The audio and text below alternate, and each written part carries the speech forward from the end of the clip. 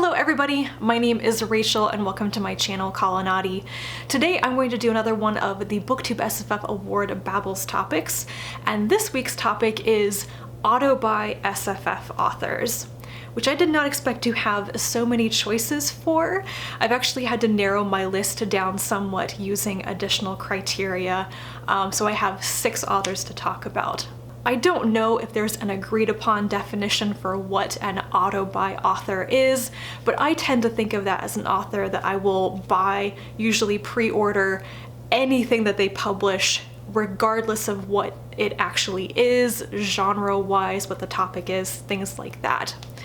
And I've also added a criteria here, which is that I will only talk about authors that I have bought more than 3 books by them in a row, because I have discovered so many favorite authors in just the past couple of years, but I'm not really sure if they're actually auto by authors until I've accumulated a certain number of books by them. So today I have 6 authors to tell you about. They're definitely auto by authors for me now. They are all SFF writers, and I'm going to do these in order from my longest running auto by author to the most recent ones. My number 1 favorite auto by author of all time is Tamara Pierce.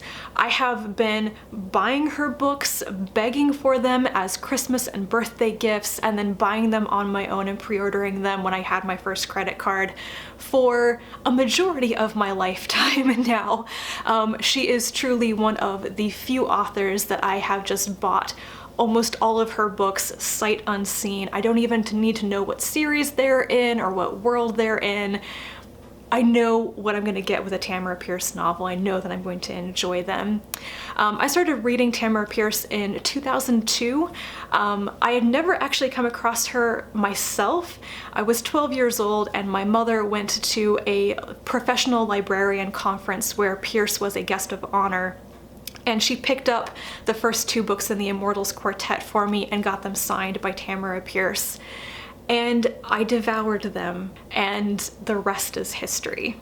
Second on my list is Gail Carriger, which was a surprise to me. I did not realize that I have been buying and reading her books for about a decade now. I was in university when one of my friends walked up to me one day, handed me a copy of Solace and said, "You should really try reading this, it's hilarious." And I loved it. I went straight out, bought my own copy of it so I could continue reading it, and then went out and bought all of her other books as they came out and I discovered them, and I've been pre-ordering her books for the past couple of years too. Carriger is also an author that actually really excites me because she started to go more into self-publishing, and just the past couple of years she's been working towards this mix of traditionally published and self-published, and I just get this real wonderful feeling about pre-ordering her self-published works and knowing like I am definitely financially supporting one of my favorite authors. That's something that's actually really important to me. So Carriger definitely, and she also stands in her own category because her particular brand of steampunky, romantic, supernatural fantasy is not something that I usually reach for, but Carriger is that for me. She's the closest thing to a romance author that I really enjoy reading regularly. Next on my list is Ursula Vernon, who I do know that I have been following her online for a very long time, since around 2006. I actually was regularly reading her live journal and following her on DeviantArt back when she was mainly doing art and didn't have much published work.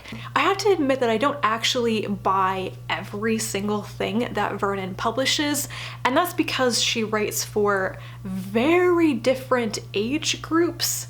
Under her real name, Ursula Vernon, she mainly writes middle grade fiction and illustrated works for much younger readers. And with the exceptions of some things like Castle Hanged Nail, I usually don't buy those works because I can reliably get them from the library if I'm in the mood for them. But she also usually self-publishes her more adult works under her T. Kingfisher pen name, and I have bought every single thing she's published under her pen name, and I've pre-ordered many of them. and I love them. There is something about Vernon's brand of humor. I really like her as a person and her personality. There are all these stories, these crazy things that happen to Vernon, and I'll pick up her fictional works and I can see the influences. There are sometimes slightly fictional versions of her and her passion for gardening and defective wildlife finding its way into her home and things like that, and I absolutely love it. Vernon writes fantasy as well. A lot of her self-published works under her Kingfisher name are actually retellings of fairy tales, if that's your jam. I'm not usually one for fairy tale retellings, but the twist that Vernon puts on them I really, really enjoy. The next 3 authors on this list are all ones that I've discovered pretty recently in just the past 4 or 5 years, but I have been eating up all of their books since then. So the first one is Jo Walton. I started reading Jo Walton around 2013 or 2014 when I started my project to read all of the Hugo Award winners and Nebula Award winners, best novel category only. But when I first started the project, it was so overwhelming that I decided to concentrate on reading the female authors on the list just for some place to start. So Jo Walton was one of the first authors I really dug into for that. And I read Among Others, which is a dual winner of the Hugo Award and the Nebula Award, and I fell in love. And I started buying her backlist books. I started pre-ordering all of her newer books because she's relatively prolific. I still haven't read all of her backlist. I think some of her older books maybe aren't in print anymore. I might eventually get copies of them, but for now she's definitely solidified as an auto-buy author. No matter what she writes, she does fantasy and science fiction and kind of a blend of the two sometimes, and she's also done some nonfiction collections. She has a new one coming out about the Hugo Awards around July, I think, this year, and you know I'm gonna pre-order that. If you've watched my channel for a while, you may be wondering why it's taken me so long to mention Lois McMaster Bujold on this list, and that's because she is still a relatively recent discovery for me, and I didn't start automatically buying books by her until after I'd read the majority of her backlist. So like Jo Walton, I discovered Bujold through my Hugo and Nebula Award winners project because a ton of her Vorkosigan saga novels have been nominated or have won those awards. So I read that entire series, which is like 16 books long at this point. Then I started reading her fantasy like The Curse of Chalian and Paladin of Souls, which are also Hugo Nebula Award winners. And only at that point, when I'd read a majority of her backlist, did I start buying copies of her books, because I guess I got lucky. I could get all those things from the library. And I've been automatically buying her newest works, which are the Penric and Desdemona novellas, which I believe are self-published, and they're from her fantasy world, the World of the Five Gods. So she does qualify for this list in a kind of roundabout way. But Bujold is just one of those writers, whether she's writing fantasy or science fiction, I know I'm just going to love her storytelling and her writing and her characters. I don't have to think twice about it. And the last one from my list is Ann Leckie, who just barely qualifies because as of her latest book, I have automatically bought 4 books by her, more than 3. So the funny thing is that I actually didn't think I was going to like Ann Leckie's science fiction in the beginning.